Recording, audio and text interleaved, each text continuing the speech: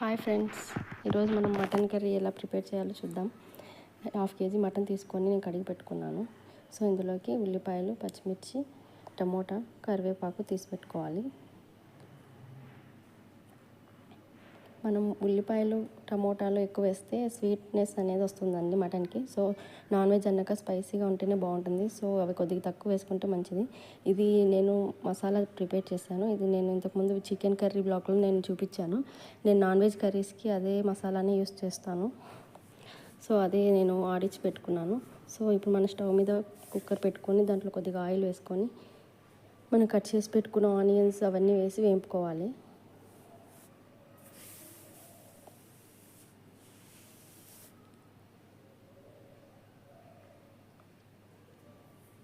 ఉల్లిపాయలు బాగా బ్రౌన్ కలర్గా ఫ్రై అవ్వాలి.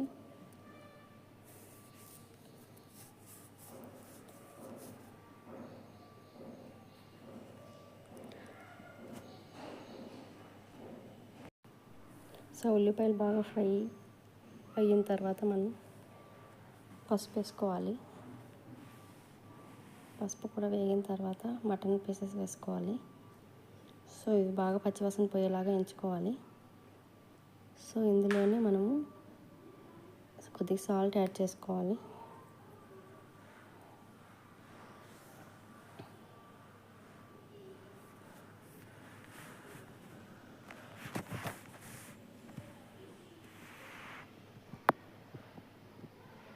ఇది బాగా ఫ్రై చేసుకోవాలండి మటన్ని.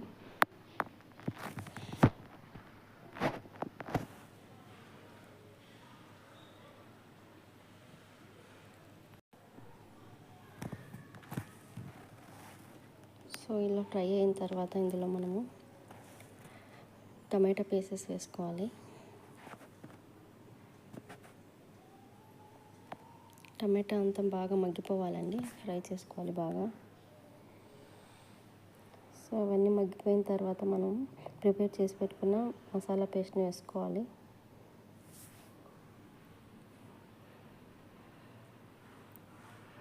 సో మసాలాని బాగా పీసెస్కి కలిసిపోయే విధంగా మనం మిక్స్ చేసుకోవాలి. బాగా పచ్చివాసన పోయే విధంగా మనం మసాలాని బాగా వేయించుకోవాలి ఆయిల్లో.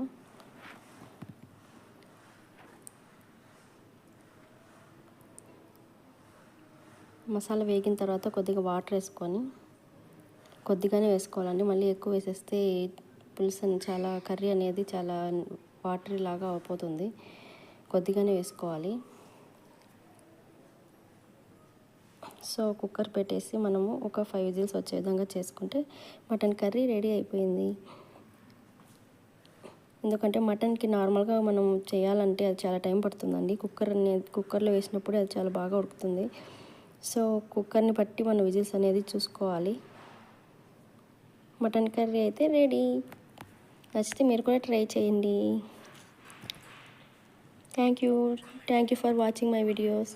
కామెంట్ చేయండి.